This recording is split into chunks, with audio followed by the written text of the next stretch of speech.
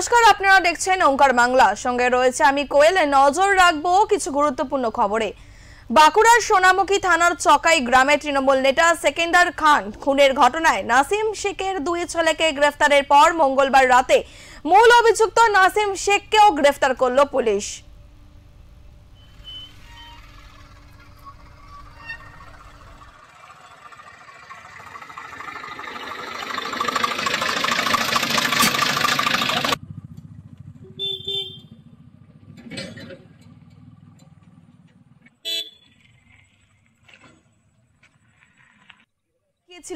আজ সেই মূল অভিযুক্তকে কিন্তু গ্রেফতার করা হয়েছে। সোমবার রাত 9টা নাগাদ বড়জোড়া থানার পক্ষানা থেকে বাইকে চড়ে সোনামুখী থানার চকাই গ্রামের নিজের বাড়িতে ফের পথে চকাই গ্রামের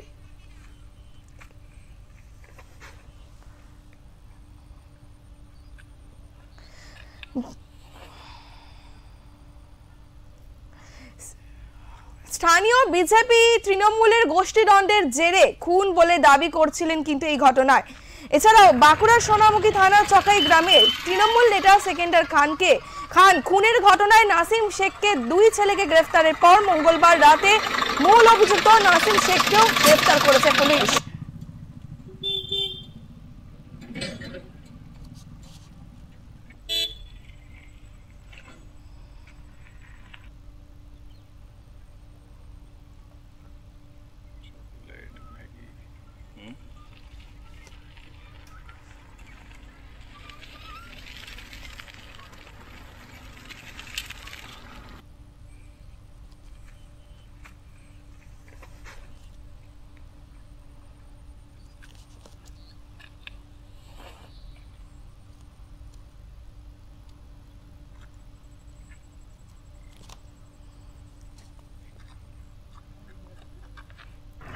আমাদের সঙ্গে রয়েছে আমাদের প্রতিনিধি শুভম কর্মকার। শুভম, তোমার থেকে জানতে চাইবো যে মূল অভিযুক্তকে পুলিশ গ্রেফতার করেছে, বিস্তারিত জানাও।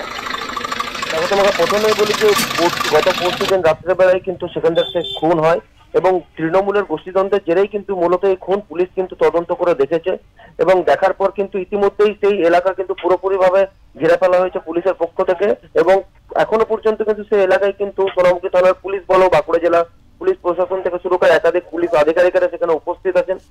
গতকাল কিন্তু সেই সেকেন্দার শেখকে খুনের ঘটনায় কিন্তু নাসিম শেখ নামে এক ব্যক্তিকে পুরুলিয়া থেকে গ্রেফতার করেছে বাঁকুড়া জেলা পুলিশ। ইতিমধ্যে তদন্ত চালাচ্ছে বাঁকুড়া জেলা পুলিশ। আজ সেই নাসিম শেখকে বিষ্ণুপুর মহকুমা আদালতে তোলা হবে এবং মহকুমা আদালতে তোলার পর আদালত কি বিচার দেয় সেটার দিকে তাকিয়ে রয়েছে পুলিশ প্রশাসন থেকে শুরু করে আমজনতা। এই যে দীর্ঘদিনের যে গোষ্ঠীদ্বন্দ্ব এবং মূলত যেই যে ঘটনা, কারণ কি তারা গরু বিক্রেতা পেশায় এবং তার পাশাপাশি দীর্ঘদিন ধরেই কিন্তু দুপক্ষই কিন্তু তৃণমূলের সাথে যুক্ত ছিলেন। ভিতরের যে অন্দরমহলের যে রেস তৃণমূলের, সেই রেস কাটতে না কাটতেই কিন্তু এই ঘটনা ঘটায়। এই যে গত পরশুদিন রাত্রের বেলায় যে ঘটনাটি ঘটে তাকে কেন্দ্র করে কিন্তু পুরো এলাকাতেই চাঞ্চল্য ছড়িয়ে পড়ে এবং যেটা বিজেপির দাবি যে তৃণমূলের গোষ্ঠীদ্বন্দ্ব, অবশেষে কিন্তু বিজেপি একটাই কথা বলছে যে শেষমেশ কিন্তু প্রকাশ্যে কিন্তু গোষ্ঠীদ্বন্দ্বটাই এলো। কারণ কি তৃণমূল যে অভিযোগটা করছিল যে বিজেপির পক্ষ থেকে নাকি এটা খুন করা হয়েছে, মার্ডার করা হয়েছে বা বিজেপির নেতাকর্মীরা নাকি এটা করে দিচ্ছে রাতের অন্ধকারে, যেহেতু সেখানে বারবার তৃণমূল লিড দেয় তাই সেই পথের কাটাকে সরাতেই নাকি এটা করা হয়েছিল।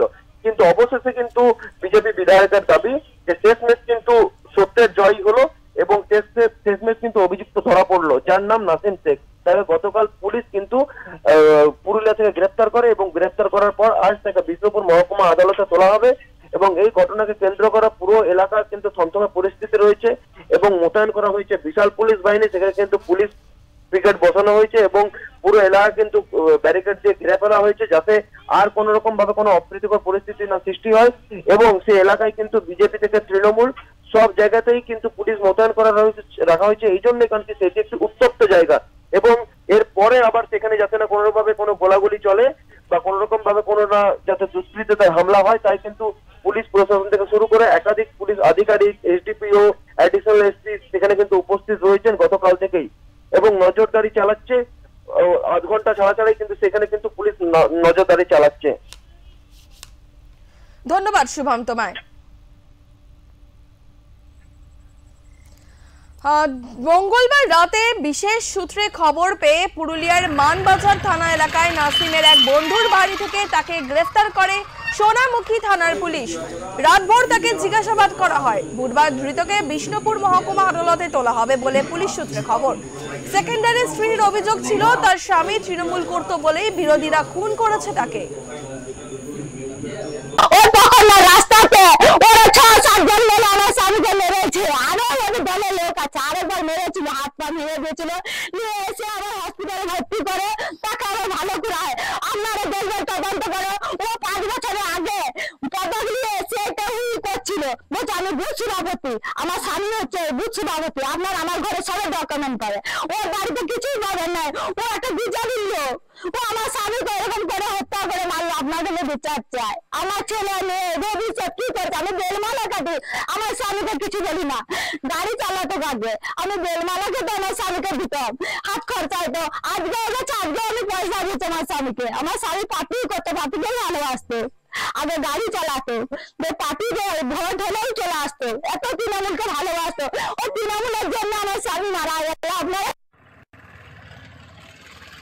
পরিবারের তরফে অভিযোগ পেয়ে দুপুরে এই ঘটনায় গ্রেফতার করা হয় ওই গ্রামেরই বাসিন্দা নাসিম শেখের 2 ছেলে হাসিম শেখ ও ইব্রাহিম শেখকে।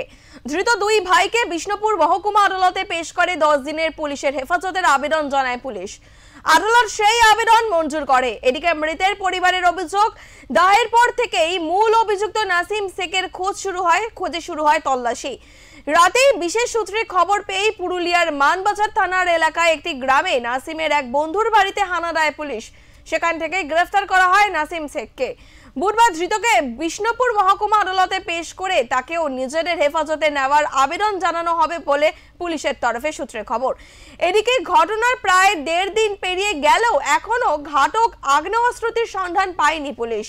ধৃতদের জিজ্ঞাসাবাদ করে ওই আগ্নেয়াস্ত্রের খোঁজ চালানোর পাশাপাশি সেটি কিভাবে দুষ্কৃতীদের হাতে পৌঁছলো তা জানার চেষ্টা চালানো হচ্ছে। অঞ্চল এই বুথ বারবার 800 অধিক ভোটে দলকে জয়যুক্ত করে। যেখানে গোষ্ঠী দ্বন্দ্ব থাকবে সেখানে 800 অধিক ভোটে জেতা যায় না, রাজনৈতিকভাবে জেতা যায় না। গোষ্ঠী দ্বন্দ্বের কোনো অবকাশ এখানে নেই। কার বিরুদ্ধে অভিযোগ? নাসিম শেখ এবং তার ফ্যামিলির বিরুদ্ধে। বারংবার একটা পারিবারিক শত্রুতা বারংবার ঘটেছে এবং সে দুষ্কৃতি সুলভ একটা আচরণ তার প্রতি বারেবারই রেখেছে এবং প্রাণনাশের হুমকিও একাধিকবার দিয়েছে। তো সেই জন্যই তার পরিবারের থেকে শুনে পরে আমরা তার পরিবার অভিযোগ যেটা করছে নাসিম শেখ এবং তার পরিবার। না, কোনোদিন নাসিম শেখ বুথ সভাপতি থাকেনি।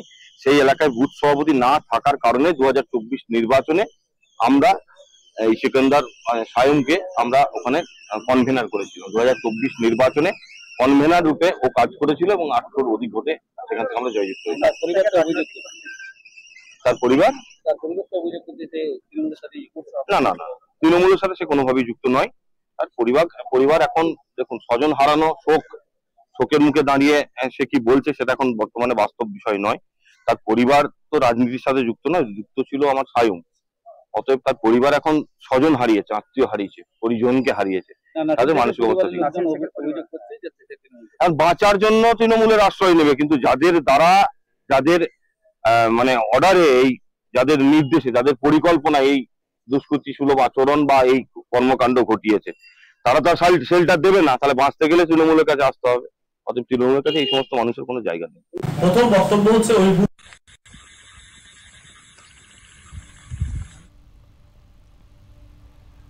নাসিম শেখ ও তার অনুগামীরা সেকেন্দার খানকে খুনের পরিকল্পনা করে, এমনটাই মনে করছে রাজনৈতিক মহলের একাংশ। প্রথম বক্তব্য হচ্ছে ওই বুথে কোনোদিন বিজেপি ছিল না। আপনারা রেজাল্ট দেখবেন, ওই বুথে বিজেপি কোনোদিনও ভোট পায়নি। আমাদের ওই বুথে আজ অব্দি আমরা বুথ কমিটি সব জায়গায় করে থাকি, কিন্তু ওখানে একটি নাম পাঠাতে বলে, যেখানে কেউ নেই অন্তত একটি নাম পাঠাও। আমরা ওই চকাই বুথ থেকে আজ অব্দি একটি নামও পাঠাতে পারিনি, ওখানে কেউ বিজেপি নেই। যার জন্য এর আগেও যখন গুলি চালানোর ঘটনা ঘটেছিল মে মাসে, সম্ভবত 1 মে, তো তখনও কিন্তু প্রথম এই অভিযোগ উঠেছিল, ওরা উঠানোর চেষ্টা করেছিল। পরে দেখা যাচ্ছে অ্যারেস্ট হয়েছে তৃণমূল, জেল খেটেছে তৃণমূল, যা ধরেছে পুলিশ, যাকে কেস দিয়েছে সবাই তৃণমূল। এটা শুধু সোনামুখী নয়, সারা পশ্চিমবাংলা জুড়ে হচ্ছে। আর এদের তো কথাই আছে চোরের মায়ের বড় গলা। এরা বিরোধীদেরকে ফাঁসানোর চেষ্টা করে, কিন্তু কোথাও কাজ হচ্ছে না। সেটা ভাঙড়ের আপনারা দেখেছেন, কিছুদিন আগে তৃণমূলের নেতা খুন হয়েছে, সেখানে আইএসএফকে জড়ানোর চেষ্টা করা হয়েছিল, পরে গ্রেপ্তার হচ্ছে তৃণমূলের নেতারা। এখানে তৃণমূলের নেতা খুন হয়েছে, তৃণমূলের নেতারা করেছে, এবং সম্পূর্ণ ভাগ বটারা নিয়ে এদের ঝামেলা গোষ্ঠীবন্ধ। পরিবারের তরফে একটা অভিযোগ দায়ের করা হচ্ছে নাসিম শেখের বিরুদ্ধে। এই নাসিম শেখের রাজনৈতিক পরিচয় কি? উনি বরাবর তৃণমূল, উনি বুথ সভাপতি ছিলেন একসময়। এখানে নাসিম শেখ একসময় তৃণমূলের বুথ সভাপতি ছিলেন। পরিবারের বিভিন্ন বক্তব্য শোনা যাচ্ছে আপনাদের মিডিয়ার মাধ্যমে, সেখানে কিন্তু এক একজন এক এক রকম বলছে। তো কখনো বলছে যে নাসিম শেখকে আমরা তুলে এনেছিলাম, নাসিম শেখ আমার স্বামী, কেউ বলছে আমার ভাই, যে উপরে উঠে যাচ্ছে তার জন্য হিংসা হচ্ছে, তার জন্য এসব করলো। তো এটা তো হলো, কিন্তু পিছনে যে ঘটনাটা ঘটেছে, যে গুলিটা চলেছিল, যিনি গুলি খেলেন তিনি তো জেল থেকে কিছুদিন আগে বেরিয়েছেন, তিনি তো গুলি করার দায়ে জেল খেটে এসেছেন।